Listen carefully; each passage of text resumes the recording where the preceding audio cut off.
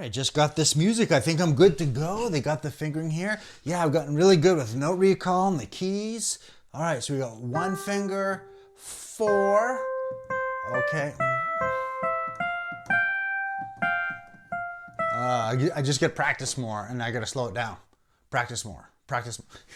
Hey everybody, Jim from GrassRootsPiano. Hope everyone is doing well. A few of you have reached out, especially recently, this commenter, and talking about fingering. It is a huge animal. And what happens with beginners is we're plateauing, we're getting note recall down, we're getting some chords down, we're buying some music, we're excited. But then things start jumping around, things meaning melody and all that.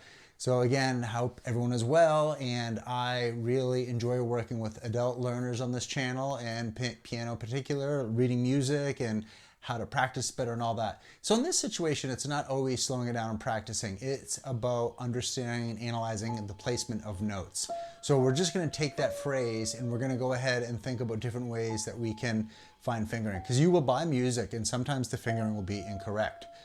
Sometimes it will be good, but we all have different anatomy. So I'm going kind of on a basic level. So it's a pretty quick lesson today, but I think it's really important. I'm going to bring this up from time to time because fingering can be a very, very long, tedious grind, if you will. So if you're looking at here, I have 1 to 2 and then a circle here. You see that in music sometimes. That means a hand position change.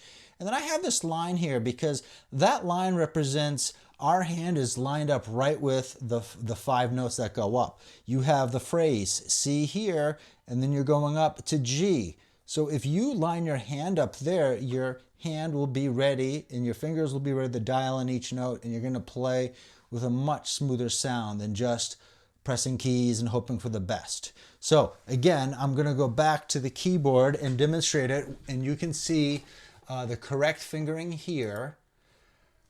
Yeah, you have the 1, the 2, and then the circle 1. And this is really important. That's when we're looking at music. If you're getting into the fingering thing, it gets better by diving in and trying different songs. Even if it's easy, you're still learning a lot with different fingerings. So we have 1 and then 2.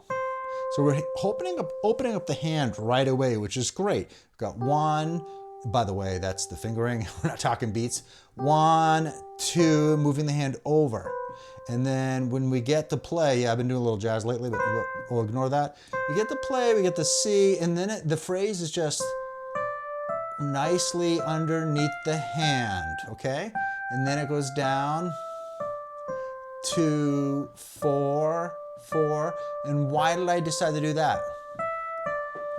Because I got down here again. That's why. So when I got from the 3rd measure N, so we got 2 finger, 4 to the D. I thought this would be a good example to show everyone because you can see how the fingering helps you line up. So you want to always be looking ahead. And if you find that you're twisting or something's really awkward, there's a bunch of things that could be happening. It could be rhythm, it could be going too fast, could be pedaling, but a lot of times, sometimes fingerings can get a little awkward, especially if you've just been doing 5-finger position. So if you've been enjoying this kind of content, please support the channel. Hitting the like button doesn't cost anything. Just keep in mind, going slow is important, but the fingering, you might want to practice. If this is new to you, you're doing 2 and then a hand position change, it's going to be really worth it when you keep at it. Always think about the phrase is going somewhere and how are we going to get there with the correct fingering. I think it made sense when I showed you the first one. You're right underneath. All these notes represent where the hand is, and that's super important because we don't want to get stuck just using like a thumb, index finger, middle finger.